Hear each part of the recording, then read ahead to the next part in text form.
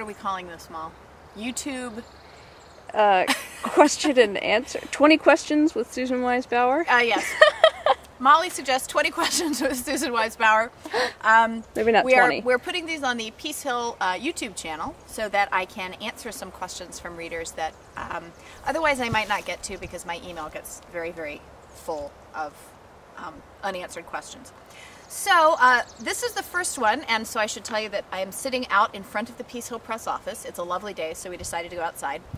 And behind me is my cousin's field, and it has, I think, winter wheat in it.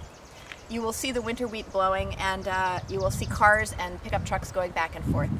But unless somebody stops and starts, throwing beer bottles at us or something, we will ignore them and continue with the questions. Okay, so I thought we'd start actually with two on an elementary level. A lot of people sending questions about middle grade and high school, and so I am going to work my way up. But today's question is mostly about elementary writing and grammar.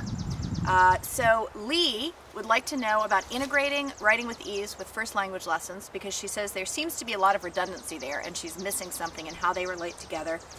And then related question, Catherine would like to know about using Writing with Ease 1 with a third grader. The difficulty she's having is that he can't answer the passage, he can't remember the passage well enough to answer the questions. So she reads the whole narration, he can't remember to answer the questions. She breaks it in two parts. That's helping some, but she's concerned about his recall and whether she's doing the right thing to develop that. So let me just address those two. So first, the Writing with Ease with first language lessons. Probably there is, this question is directed at first language lessons 1 and 2, although it wasn't specified in the question. So let me give you a little historical background. When we first put out first language lessons, it was our idea that people would take first language lessons, 1 and 2, do the grammar lessons, and then they would use the dictation and the copywork exercises in first language lessons 1 and 2 as ways of fleshing out the writing assignments that we gave in the Well-Trained Mind. Writing with Ease, the program Writing with Ease came later when we realized that there were a lot of parents out there who needed a little more guidance than we provided in the Well-Trained Mind in the section on elementary students.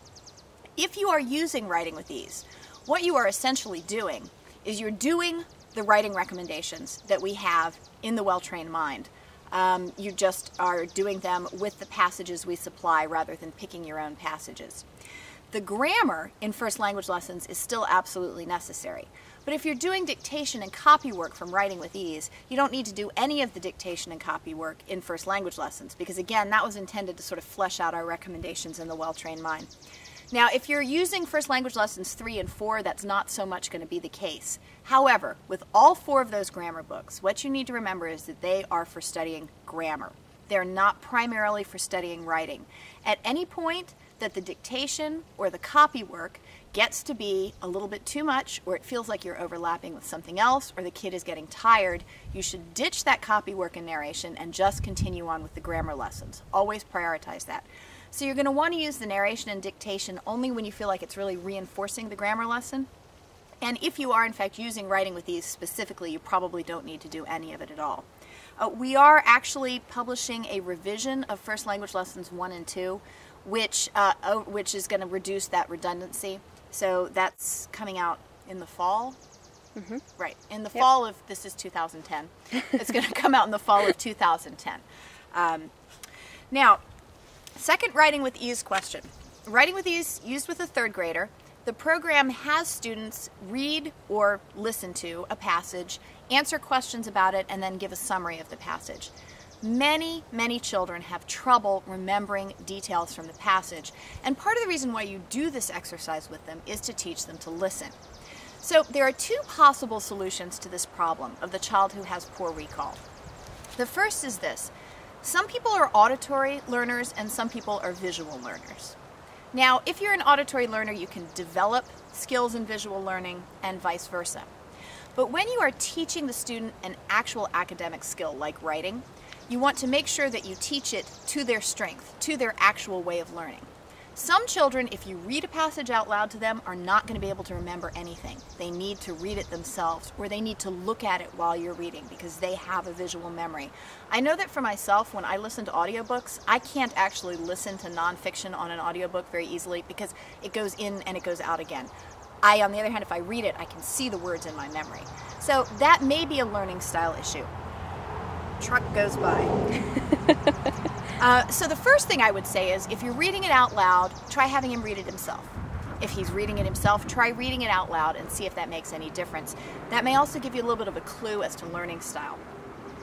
The second issue has to do with the recall itself. Good recall of words is a skill that needs to be developed. Breaking the narration in half is a start, but I would go even further than that. With a child who has very poor recall, I would start doing 2 sentences at a time. I would read 2 sentences and ask the child a question about those 2 sentences. Then I would read the next 2 sentences and ask the child a question about those 2 sentences. And I would do that all the way through to the end of the passage. And then I would say to the child, tell me one thing that you remember. It's probably going to be the last thing that you said, but that's fine. I would do that with the student until he feels comfortable doing that, until he doesn't hem and haw, until he doesn't have any trouble with the 2 sentences. Then I would expand it to 3 sentences. 3 sentences, ask a question. Next 3 sentences, ask a question. This is the sort of skill that has to be developed sequentially, step by step. My mother calls this the nibbled to death by ducks method of teaching. Little bit, little bit, little bit, little bit. Feels like you're not getting anywhere. Also painful. Another good part of the metaphor. But you just do that consistently, a little bit at a time, and you will see improvement. Now, you're not going to see improvement next week, maybe not even next month. But if you do this consistently, next semester, when you look back, you're going to see that the student has made a lot of progress forward.